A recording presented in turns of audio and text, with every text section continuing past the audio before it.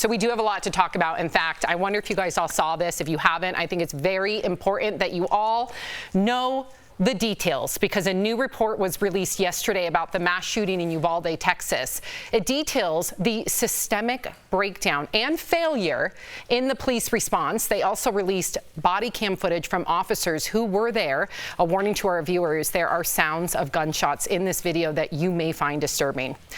The report said it wasn't just the school police force that failed, but there were almost 400 state and federal officers who were on scene who waited over an hour to confront the gunman. The video also shows how the response was chaotic and slowed down because of both confusion and miscommunication. Take a look. Am I bleeding?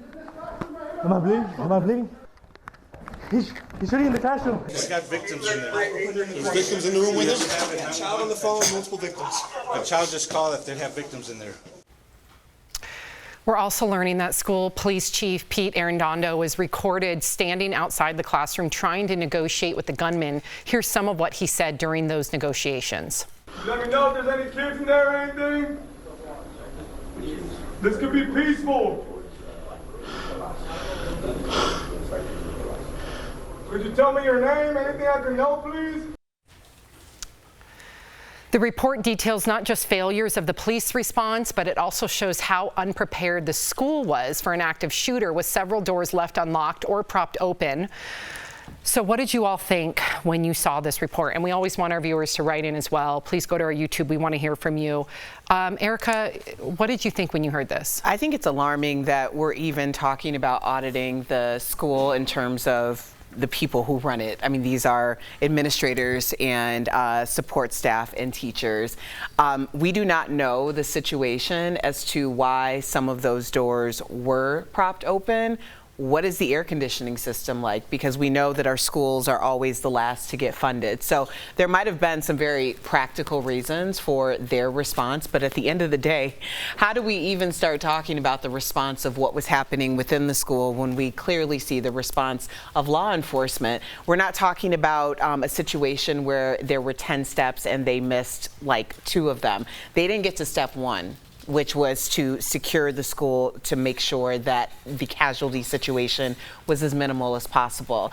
That happened over an hour later. So why are we even having a conversation about the state of the school? The state of the school and safety is going to be a reflection of the police officers and anyone who came in to show them what it needs to be like in order to prevent an active mass shooting casualty. Which they had training of 2 months before. Remember, they get 40% of the budget of Uvalde, the police department does. They had shields, they had bulletproof vests. In fact, the teacher, Arnolfo Reyes, who was shot and lost all 11 of his students, this is what he says about the police. They're cowards. They sit there and they did nothing for our community.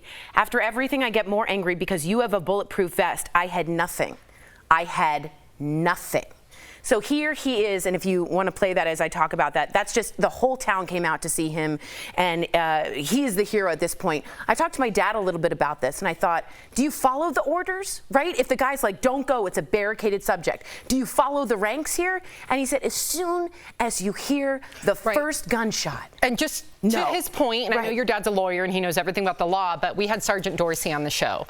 And, you know, she's an LAPD officer, a former LAPD officer. She said things are fluid in that moment. So if it goes to an active shooter situation like that, which it may oftentimes, and you hear bullets, that's right there. Everything's null and void. If you can take a shot, you take a shot, you act. She said everything that happened right then and there is what not to do. And what really makes my stomach sick is knowing for 70 minutes there were children in there, alive or dying, hearing the officers talking outside their door. They were like, why can't they help us? Stop talking and come help me. Meanwhile, you have one little girl smearing, sorry to be too graphic, but I feel like we need to be smearing her friend's blood on her so she can disguise herself as dead so she doesn't get shot while they're having conversations. They have the privilege to have a conversation outside of that very classroom, separated just 6 feet apart.